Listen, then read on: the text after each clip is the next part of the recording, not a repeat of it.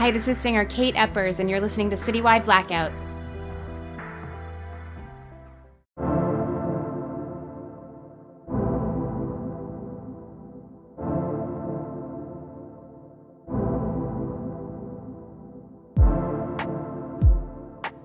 Hey everyone, and welcome back to Citywide Blackout, your home for the best creators from around the world. I'm your host, Max Bowen, and as you all know, I'm a huge fan of the fantasy genre. I absolutely love it, love the books, and so I am very happy to be chatting with authors Mike and Isabelle Nelson, a father-daughter writing duo, to talk about their Annie Abbott series. Now, 2 books in, hopefully many more to come.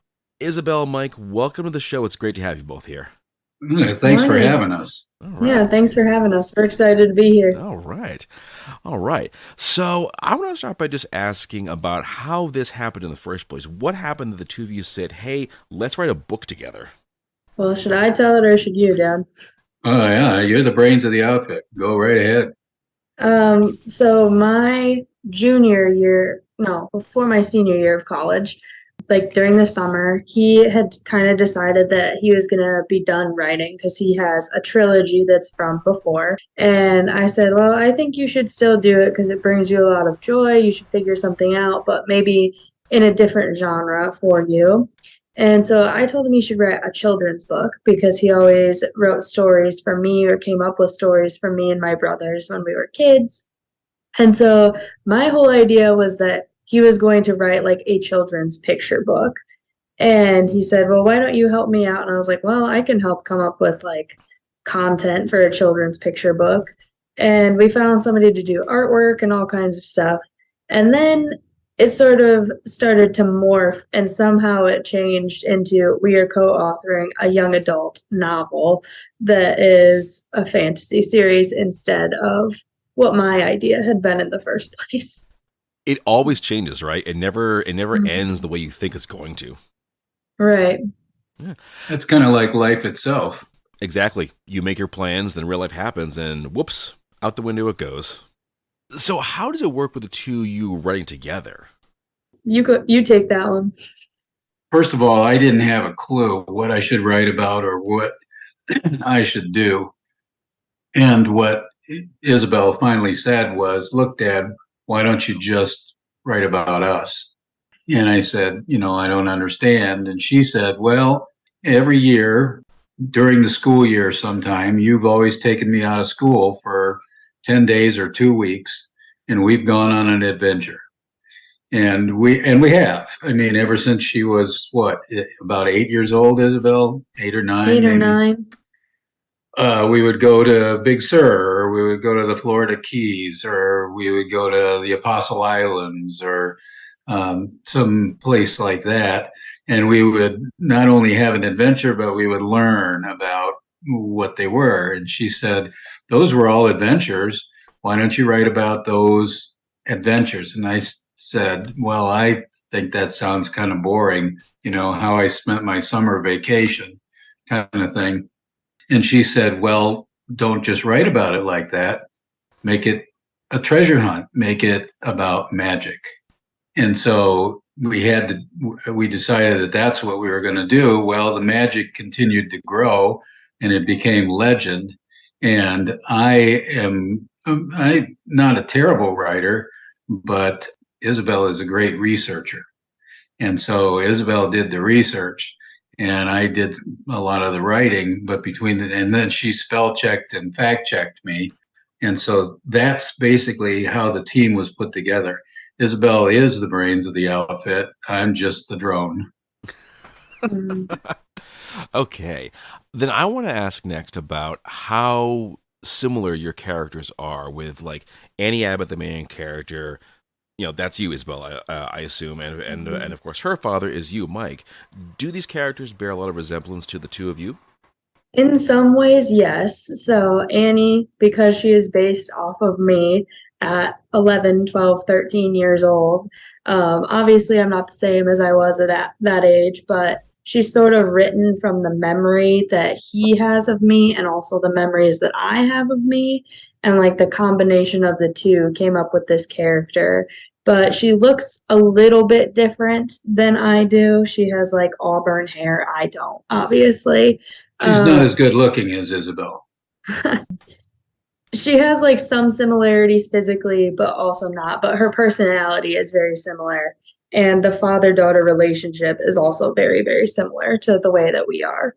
And the father figure in the book is really quite handsome and incredibly intelligent, because he should be.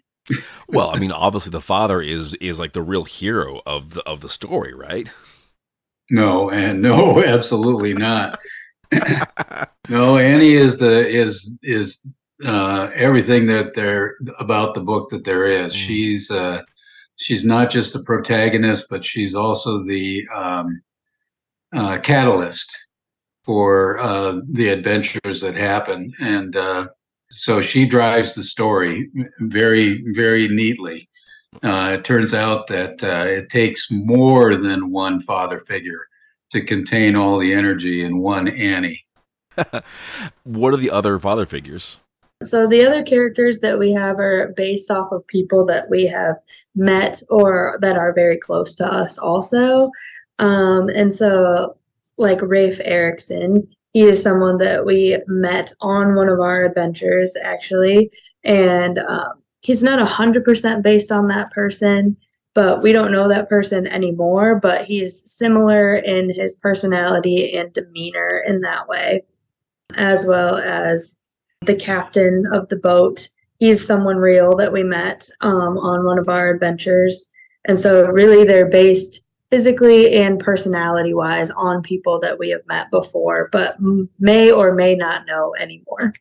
One of the amazing things that we've managed to do, the two of us, when we're on adventures, is we meet these remarkable characters that are just larger than life, and they're the absolute epitome of a character.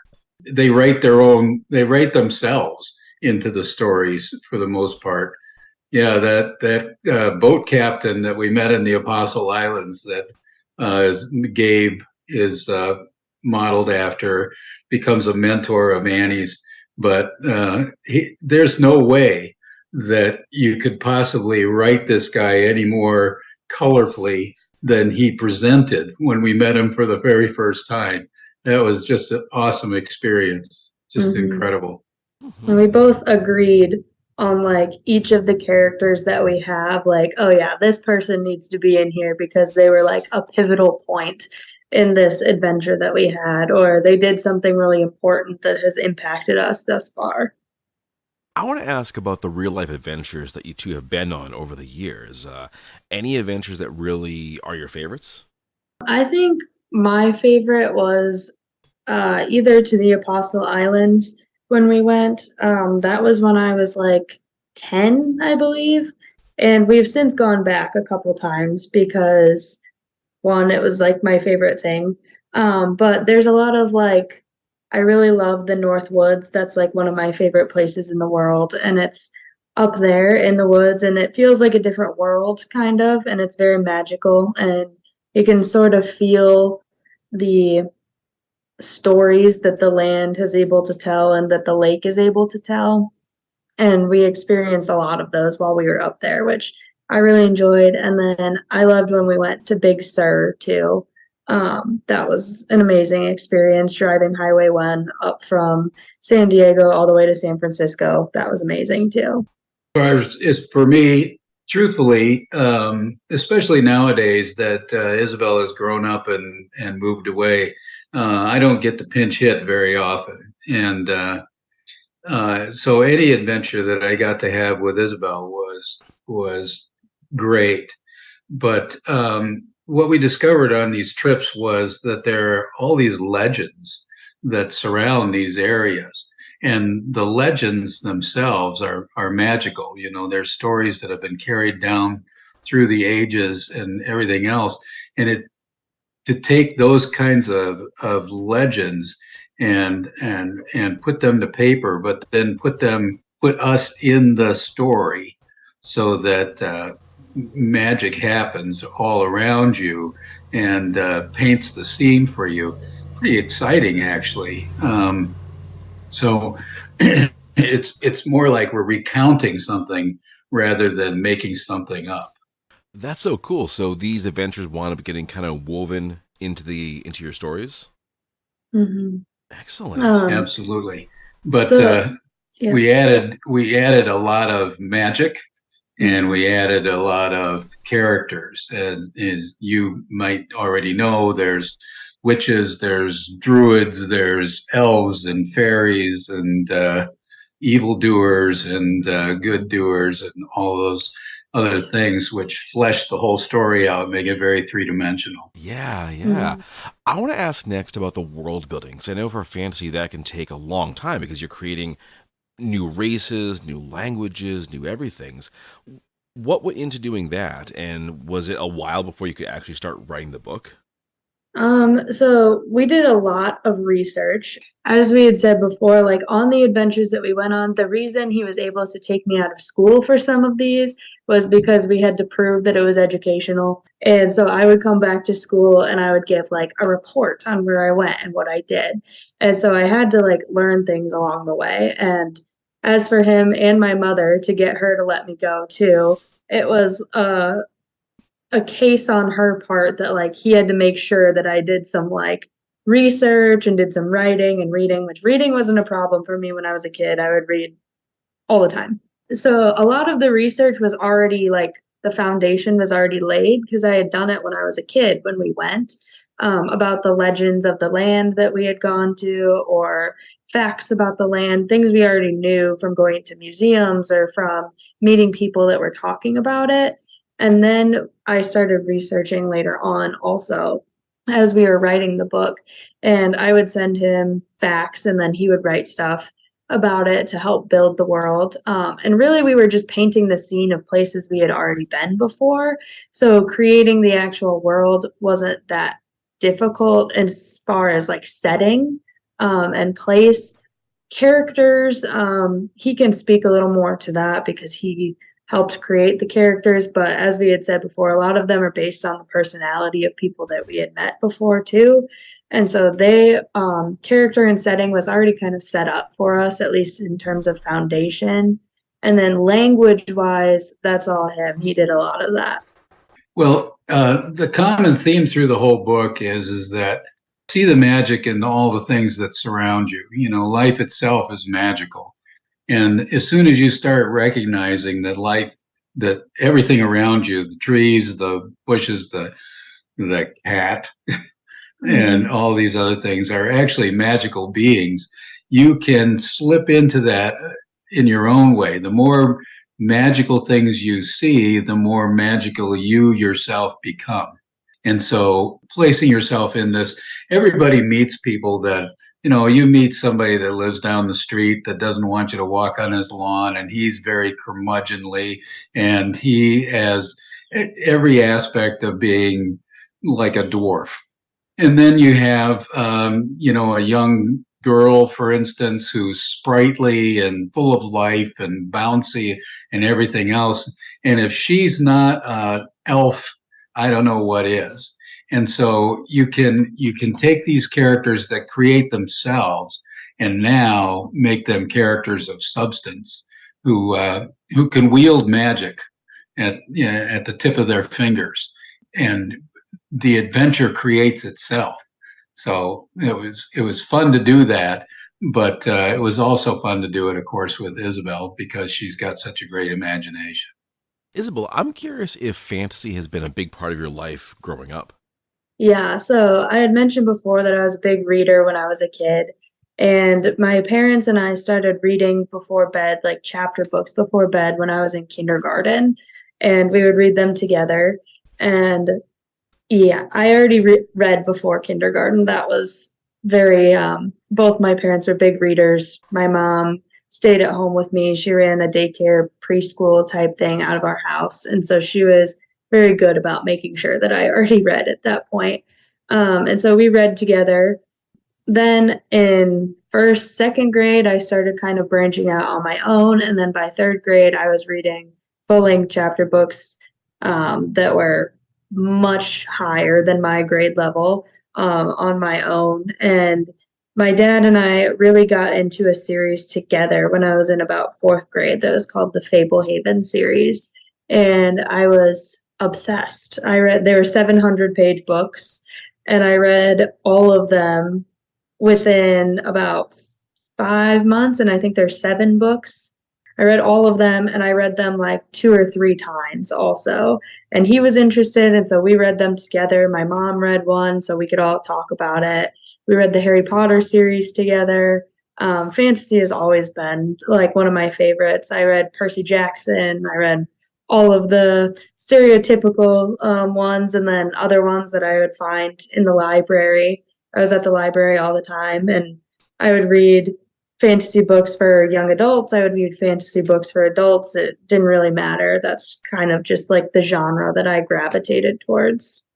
Wow. Right. We did the Earthsea trilogy. We did, those kinds of things. And one of the things that's a common theme through all of them is this struggle between good and evil. And so what we did was we took this and we took the struggle between good and evil, and we also added a philosophical aspect to it. So there's a depth of discussion about how evil is evil really, and how good is good, and where is the power that comes from good or evil, and is that magical too, or is that just bad character? Ooh, interesting. So it sounds like you really kind of eschew some of the more standard fantasy storylines here. It's not like, okay, evil emperor and she's got to stop them, that sort of thing. Mm-hmm. It's more Right. about, yes, there are evil and good powers in the world, but they are also within you. And how do you reconcile dealing with the good and the evil that's inside of a person while dealing with it in the world too? And how does a 13-year-old deal with that as she's coming into her own also? Sure, yeah, because at Right. 13, do you really understand good and evil as concepts? Mm-hmm. Right, Right. exactly. This is essentially a story about a girl discovering who she really is. What happens is as Annie turns from 12 to 13 years old, which is a crossover point for young women, she suddenly starts to realize that she has powers that can't be explained. There's events that start taking place all around her that make no sense whatsoever. And finally, her father confesses that he's known all along that she is a witch, but he was trying to guard her so that she could grow up and find herself on her own. But once she reaches 13, once she crosses over into that line, he can no longer control her powers either. And so the book essentially is a journey to find the mentors that will teach her to control these powers.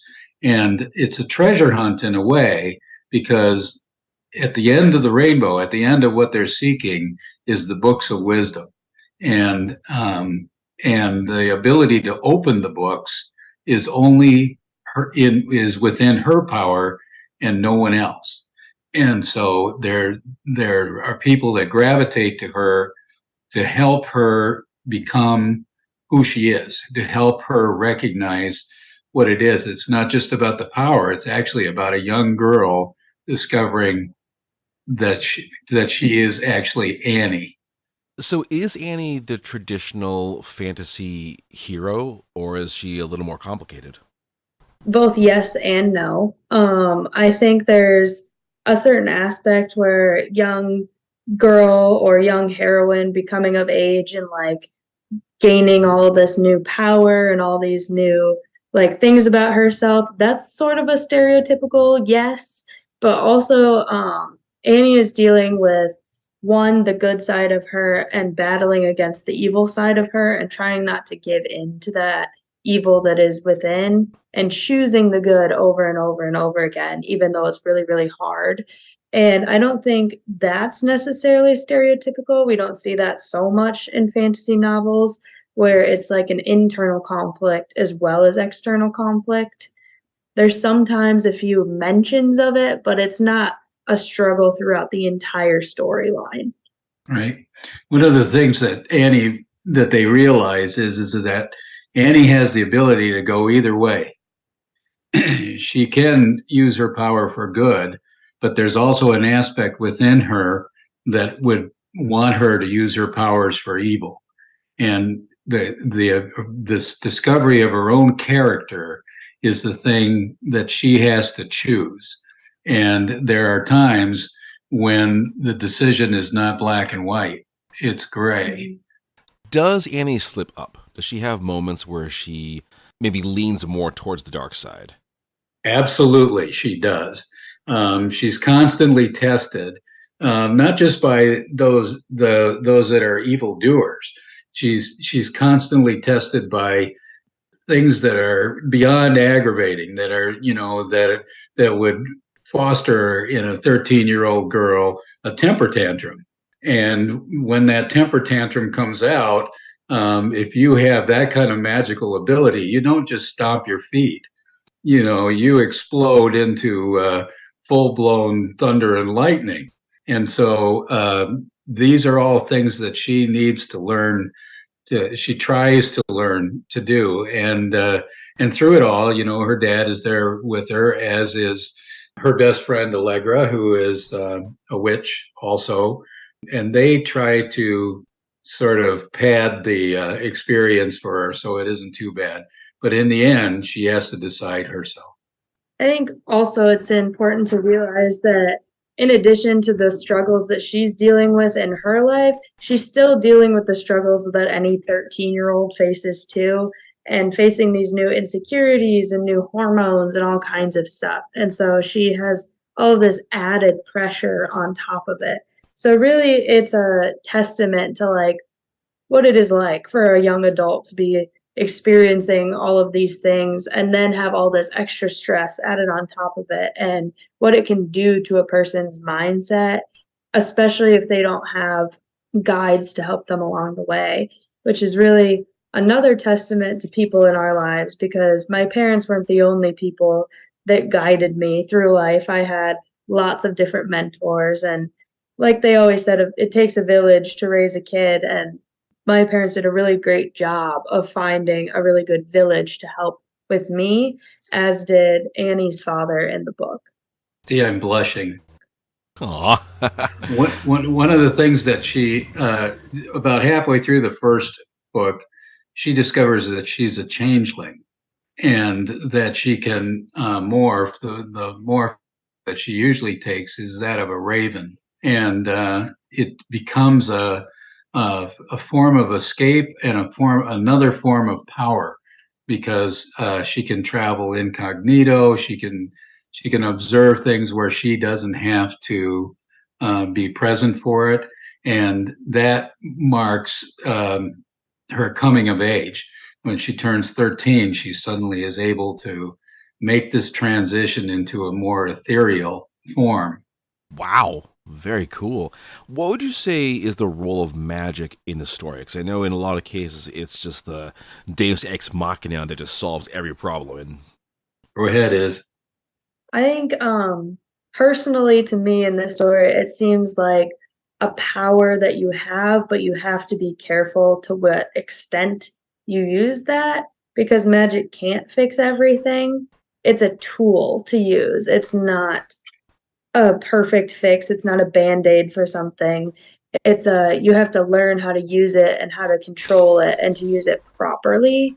And that's one thing Annie struggles with too, because now she has all of this power, and what is she to do with it? She has to choose what she's going to use it for and what she actually has to use her humanness for. And like, what is she going to address with power and what is she not going to? And how is she going to use that power and that magic for good, or what could slip into evil too? There's a line in the book from the druid is who becomes her teacher and mentor, and he's a druid priest, and he says, "I don't do magic. I just bend the rules a little bit. It just looks like magic to everyone else."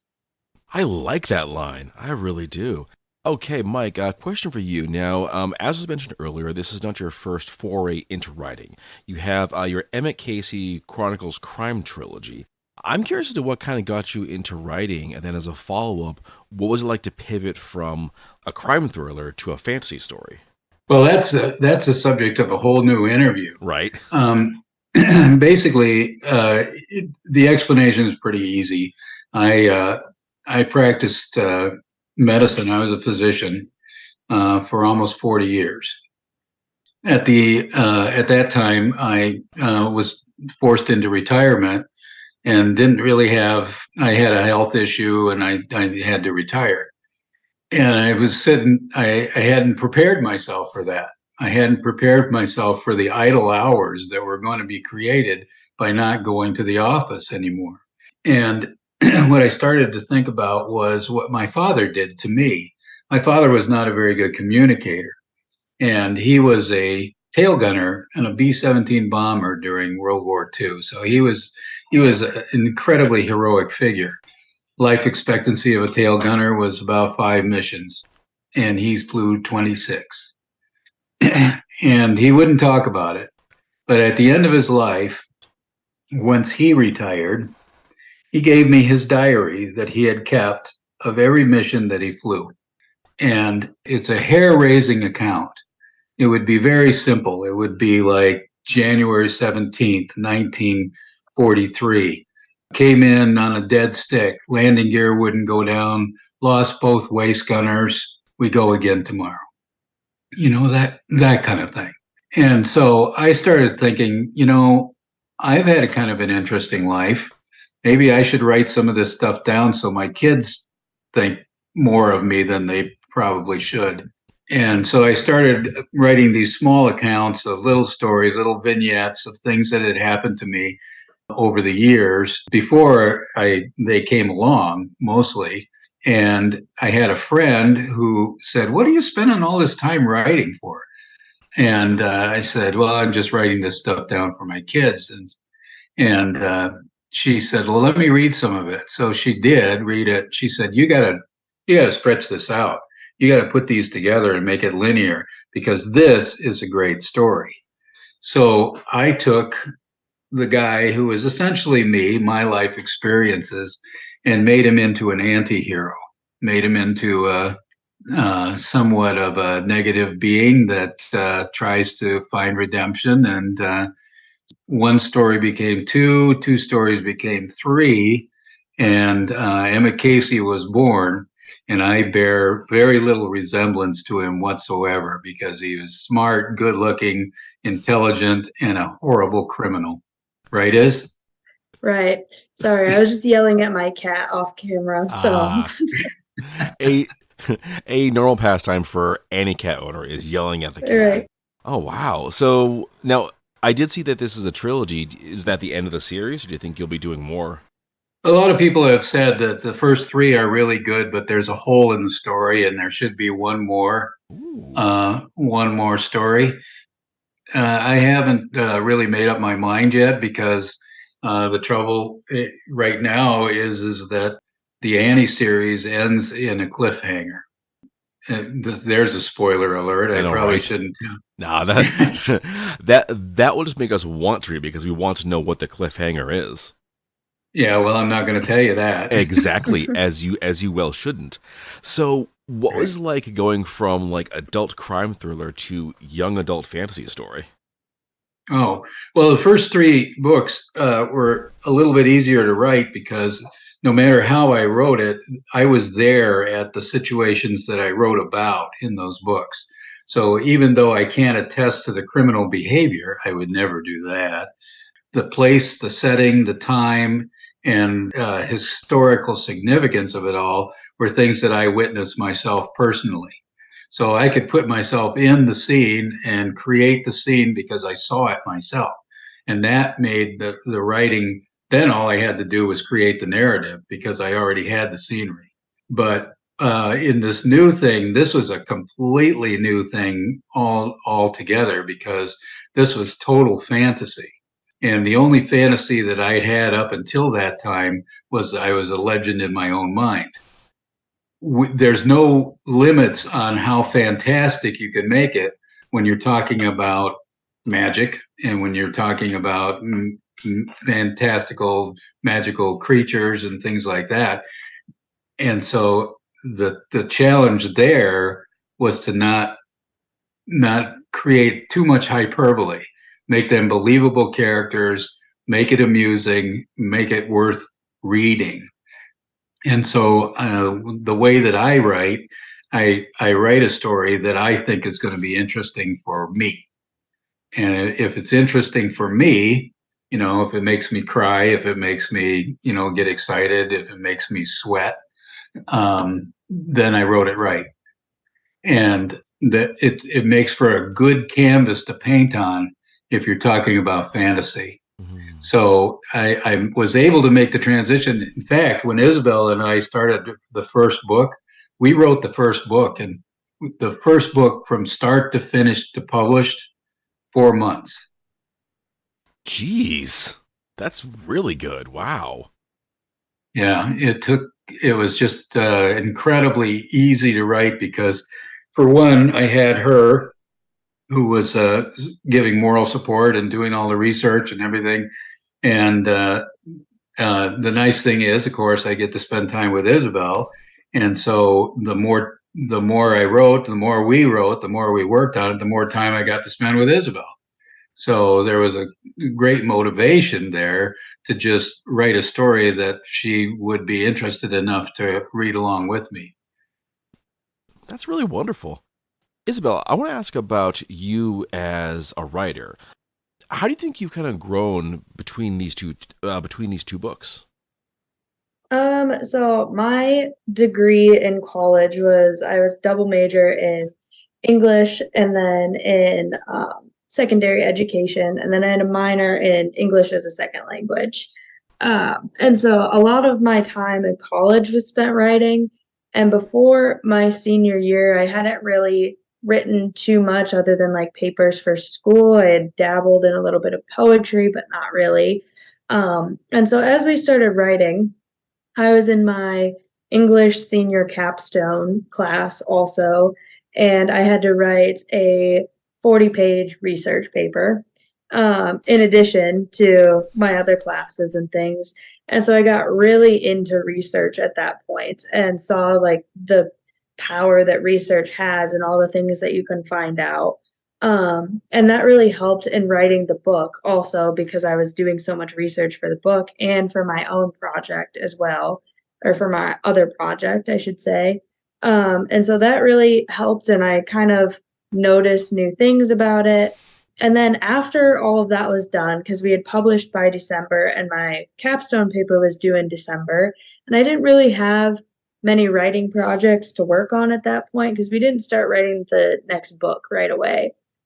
And so I wasn't really sure what I wanted to do. But our university started this poetry thing where every last Thursday of the month we would have what's called fail-safe theater, and you could go perform in front of an audience without it being like very low stakes.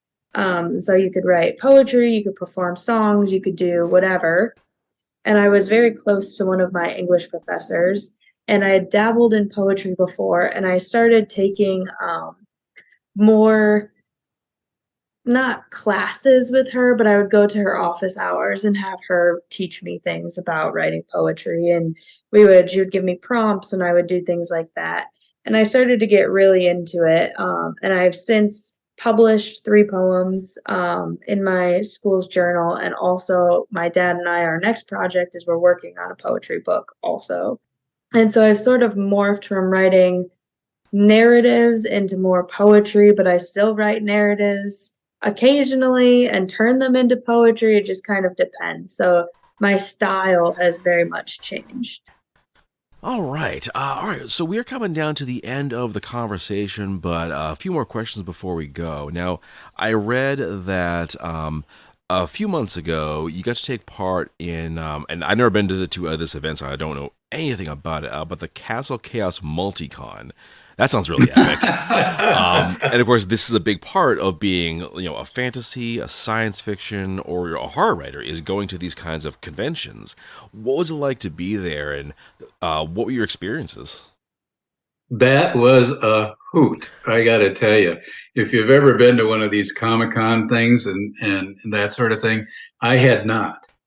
And we were invited. It turned out it was a very good friend of Isabel's that was in charge of organizing the event. And it was held literally in a medieval stronghold castle. It was the real deal, not just a fake, facade or anything. It was the real deal. And so there are all these rooms and different things like that. In fact, where our booth was set up, that right behind where I was sitting, there was a secret bookcase that slid aside and entered into a chapel that was secret for anybody to be there. So that in itself it was amazing. But then, of course, the Comic-Con, all of the costumes and all of the props and all of the color and everything else. It was I can't think of a good word for it that wouldn't be anyway. It was a lot, but we set up, and I set up thinking, well, we're just going to do this. It's a friend of Isabel's, and there were just so many tons and tons of people. And so we set up, and we were way off on the side because the only thing, there was this secret passage. We were in what they call the library, which was in a turret. And they beat the carpet down to our booth, and we sold out we were there for 2 days. We sold out the first day. Everything, not just the Annie Abbott books that we had there, and they all wanted to know about Annie Abbott, and is this like the Witcher series, or is this, all these other things? And they were all very, very well informed, and they couldn't wait to pick the books up and thumb through them and stuff. But I also sold out on all the Emmett Casey books that I brought. Wow. It was an incredibly fun, successful experience for me. And I'm 72 years old. And so I had a costume on, and I did the part. I played the act, and I acted the Druid part, and I had an absolute gas. It was terrific, and the fact that people were glad we were there and didn't think twice about the fact that this old geezer was standing there selling books and stuff like that. It was great. I can't possibly overstate how much fun that was. That sounds like a blast. I mean, to have it, because I've been to a lot of the Comic Cons in my area, so I'm a regular at the Rhode Island Comic Con and a couple others, but they're always in convention centers. They're always in these big halls. So I've never heard of a con being in an actual castle, and I want to go to this thing now. Now that I've heard about it, I want to pay to visit. Do you think you'll be back there? I think they're doing it again next spring. Absolutely. I'm pretty sure they're planning a second one. Oh, yes. Cool. Same weekend, same everything. It was so incredibly well attended. Especially for a first time ever event. They just it was a great success for them, but it was really a lot of fun. It was really fun. In fact, if I could find some more of those, I'd book them. I still got the Druid outfit, so I'm ready to go. Yeah, you really have to go all out for something like this. You got to do the costume. If you're going to be at a fantasy convention, in a castle, promoting your fantasy book, you got to do the costumes. Absolutely. Yeah, okay. So, the big question, and hopefully you won't get too spoilery here because you want folks to read the books, but what's next for the series? Dad question. Well, what has occurred now at the end of the second book is we're starting to realize that Annie is a kick-ass individual, and she's starting to realize what kind of a kick-ass individual she is. But there's a dark ending to it, and the darkness is going to have to find a way to the light. and that's going to take more than just Annie. And so the fight is on, and the race is on. They're racing against time, and they're racing against the evil forces. And whether Annie's there or not, the others have to continue. So the fight right now is against the darkness that tries to put out the light. One of the characters in the second book is a fellow named Firgiana Bahas, and he is the ancient Celtic bringer of the dead. And he makes his appearance. His strengths are amazing, but he can't make up his mind whether he's good or bad either. So Firgiana Bahas has been recruited. That is the best description I've ever heard for the ending of a book, to give us something, but to not give us much. Very well done, sir. Well, folks, we are now at the end of the episode. Of course, big thanks to Mike and Isabelle Nelson for joining me. 2 books in, more to come. But where can folks go to learn more about you and, of course, to get the works? You can get in touch with the books and everything else on our website, which is authormikenelson.com. And the books are available at Amazon, Barnes & Noble, of course, but also Smashwords and B&B and all of the other regular outlets. It's also available on Kindle and that sort of thing. Please read the books. Absolutely. Read the books, folks. Mike, Isabelle, thanks again, and definitely looking forward to the next conversation. Thank you. Have a great Thanks day. very Thank much, you. Max. And with that, we bring this episode to a close. Thanks for listening, and if you haven't already, check us out on Facebook under Citywide Blackout, and Twitter and Instagram under Citywide Max. You can catch this and all your favorite episodes on your favorite podcast platform, and new episodes are added every week, as well as on Boston Free Radio every Saturday at 10 p.m. You get at me at citywidemax@yahoo.com if you want to suggest a guest, submit your music, or just drop us a line. Thanks for tuning in, and I'll see you next time.